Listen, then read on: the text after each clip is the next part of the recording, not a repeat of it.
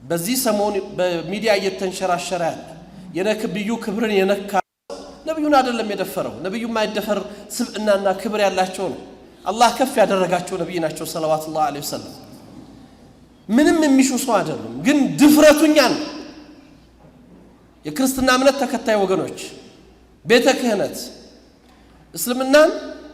ስንሰብክም ስናስተምር ሰዎች አመነውበት እንዲመጡ እንጂ ሰዎችን አስገድደን እንድናዝ የታዘዝንበት ዲን አይደለም አድርገንም ማናውቅ የትኛውም እምነት ክብር እንዲነካ አንፈልግም ያም የታዘዝነው በቁርአን ላይ ነው አላህ የሌሎችን እምነት አትሳደቡ እምነታችሁን ታሰድባላችሁና ጌታችሁን ታሰድባላችሁ ስላለ ይሄንን እናደርግ ሰዎች በአስተምሮት ይጥሩ ይስበኩ አደባባዩን ይቆጣጠሩ ችግር የለብንም ሐቅ ያለው ሜዳው ላይ ይውጣ ነገር ግን የእምነቱን ረምዝ ይሁን የእስልምና ከነፍሳችን በላይ የምንወዳቸው ነብይ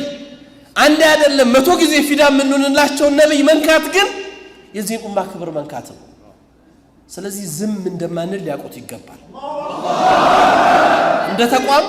እንደ ተቋም እንቅስቃሴ ተጀምሯል እስልምና ጉዳይ ተቋሙ ክስ ይመሰርታል